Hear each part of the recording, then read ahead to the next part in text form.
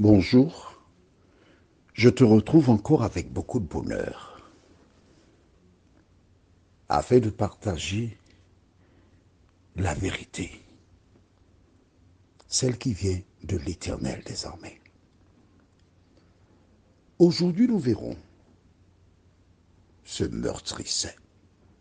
Juste avant, prions.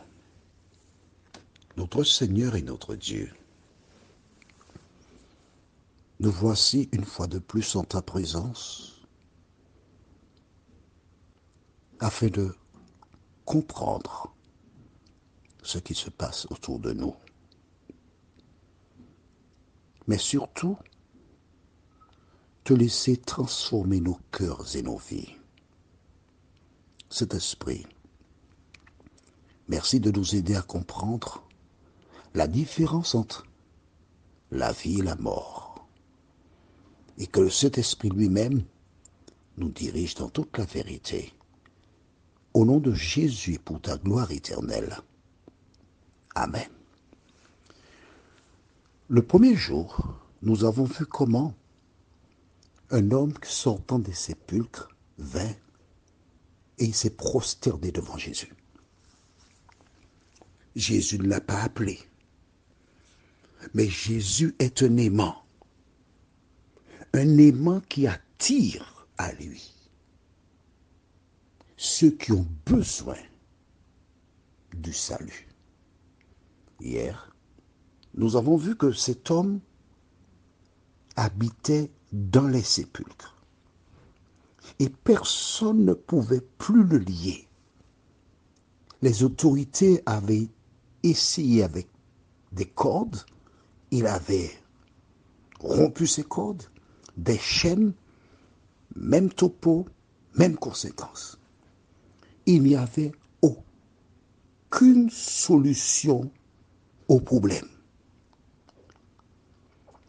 Alors, la Bible ne donne pas tous les détails, mais je veux croire qu'en ce temps-là, nous sommes dans le Nouveau Testament.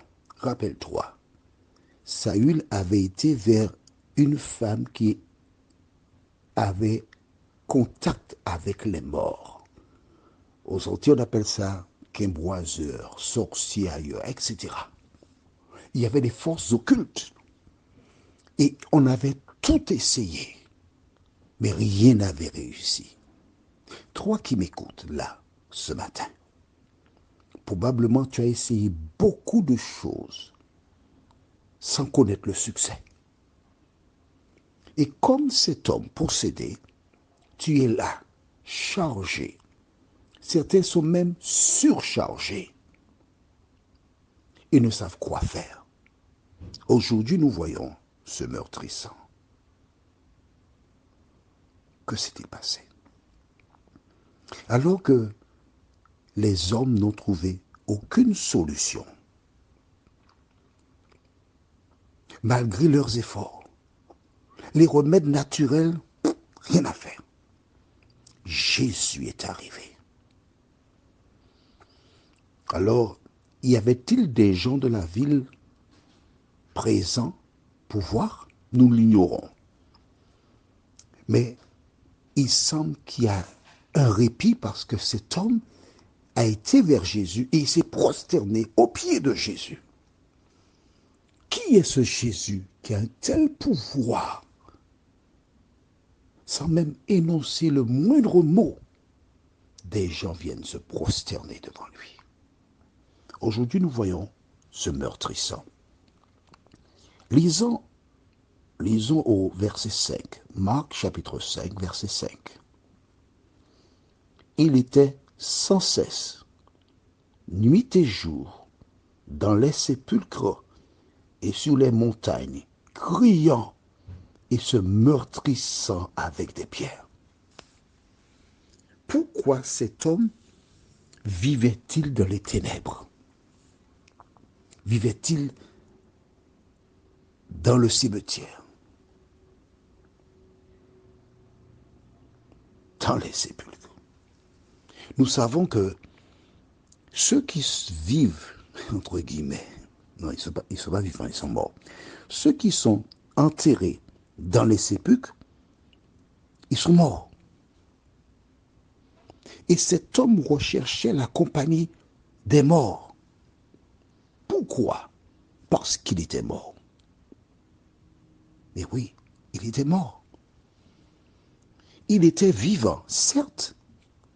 Il avait le souffle de vie, mais il était mort. Beaucoup de personnes marchent, vivent, mais ces personnes sont déjà mortes. Pourquoi?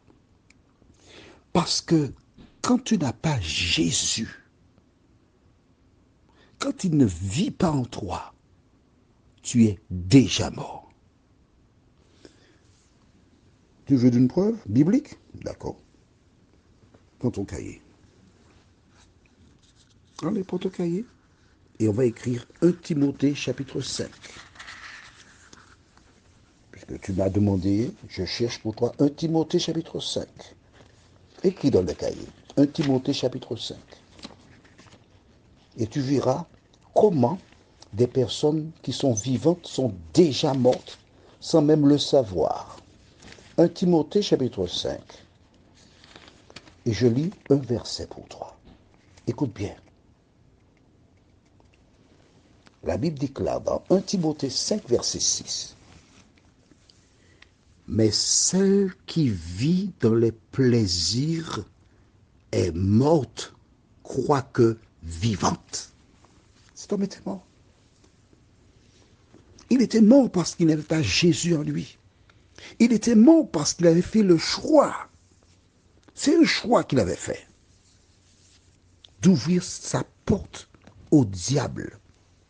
Et Satan étant entré en lui, n'ayant pas Jésus, il était mort. Toi qui m'écoutes, tu dois savoir qu'il n'existe que deux chemins. Écrit dans le cahier, Deutéronome 30, verset 15. Et cherche. Deutéronome 30, au verset 15.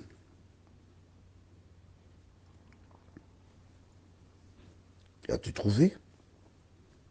C'est pourquoi je dis qu'il faut toujours avoir le cahier. C'est indispensable de l'avoir pour prendre des notes. Deutéronome 30, verset 15 déclare, vois, je mets aujourd'hui devant toi la vie et le bien, la mort et le mal. Vois-tu, toi et moi, nous sommes à une croisée. À cette croisée, nous devons faire un choix.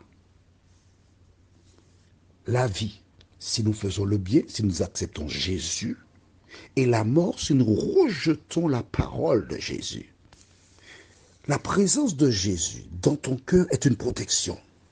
L'ennemi n'a aucun pouvoir sur toi quand tu es en phase avec Jésus. Mais cet homme, ayant ouvert la porte aux démons, la Bible déclare, il était possédé d'un esprit impur. Tu te rappelles au verset 2. Et quand l'esprit est entré en toi, que cherche-t-il? T'envoyer commettre l'irréparable. Sans cesse, nuit et jour, il criait, il prenait des pieds, il se meurtrissait, il se coupait un peu partout. Et en se coupant avec des pieds, il pouvait provoquer des hémorragies. Que veut le diable? La mort de l'homme. Aussi longtemps que tu as placé ta main dans sa main, la finalité, c'est qu'il te tue. Beaucoup de personnes font des pactes avec le diable pour avoir un emploi, pour avoir des richesses. Mais il y a un moment où tu dois passer à la caisse pour payer. Et c'est pourquoi la Bible te dit, si tous ceux qui font le mal fleurissent, c'est pour être anéantis à jamais. Prions. Notre Seigneur et notre Dieu. L'état de cet homme est tragique. Nous découvrons comment une personne peut se détruire lorsqu'elle se tient loin de Jésus. Et il y a de quoi avoir peur.